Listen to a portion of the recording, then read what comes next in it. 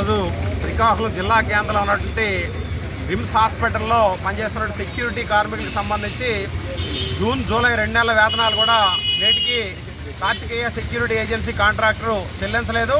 దీనికి సంబంధించి ఇప్పటికే రిమ్స్ అధికారులకి అలాగే కలెక్టర్ గారికి కూడా ఈ సమస్య మీద ఇప్పటికే కలవడం జరిగింది. ఈరోజు కార్మికులు పనిచేయడానికి సంబంధించి వేతనాలు పేమెంట్ ఆఫ్ వేజ్ యాక్ట్ ప్రకారం కూడా 7వ తేదీలోపు వేతనాలు చెల్లించాలని చట్టంలో పేర్కొన్నప్పుడు కూడా 2 నెలల నుండి కూడా వేతనాలు చెల్లించకపోతే రిమ్స్ అధికారులు కానీ లేదంటే జిల్లా అధికారులు కానీ కాంట్రాక్టర్ని ఎందుకు మీరు ప్రశ్నించట్లేదు, కాంట్రాక్టర్ ఈ రకంగా కార్మిక చట్టాలు ఉల్లంఘిస్తున్నా సరే ఇంత నిర్లక్ష్యంగా ఉండడం సరికాదని చెప్పి సిఐటిగా తీవ్రంగా ఖండిస్తున్నాం. ఎందుకంటే ఈరోజు జూన్లో జూలైలో అంటే స్కూల్స్ రీఓపెనింగ్ అయిన నేపథ్యంలో పిల్లల కుటుంబ సభ్యులందరికీ కూడాను ఆర్థిక సమస్యలు వస్తాయి. ఎందుకంటే పిల్లల ఫీజులు చెల్లించడం కానీ అలాగే ఇతర ఆర్థిక అవసరాలు ఉన్న నేపథ్యంలో ఒక నెల వేతనం లేకపోతే అల్లాడిపోతున్న ఉద్యోగులకి ఈరోజు 2 నెలల నుండి సెక్యూరిటీ కార్మికుల వేతనాలు లేకపోతే వారి కుటుంబాలు ఏ రకంగా బ్రతకాలని చెప్పి మేము ప్రభుత్వాన్ని ప్రశ్నిస్తున్నాం.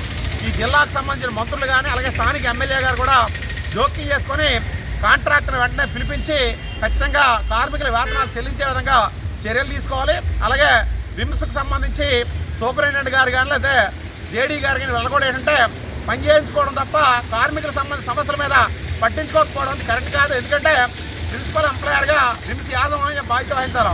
కాంట్రాక్ట్ ఏమైనా వైలేషన్ చేసినట్టయితే ప్రశ్నించాలని అధికారులు కూడా మౌనంగా ఎందుకున్నారని మేము ప్రశ్నిస్తున్నాం. ఇదే మీరు మౌన పాత్ర పోషించినట్టయితే రిమ్స్ కార్మికులు ఒంటరిగా లేరు. రిమ్స్ కార్మికుల మద్దతుగా సిఐటి అనుబంధ రంగాలు ఉండే ఇతర కార్మికులందరూ కూడా మద్దతుగా కూడగట్టి పోరాటాలు చేస్తాం. భవిష్యత్తులో జరగబోయే పరిణామాలకి రాష్ట్ర ప్రభుత్వం బాధ్యత వహించవలసి ఉంటుందని చెప్పి హెచ్చరిస్తున్నాం. పి తేజస్వరరావు, సిఐటి జిల్లా ప్రధాన కార్యదర్శి.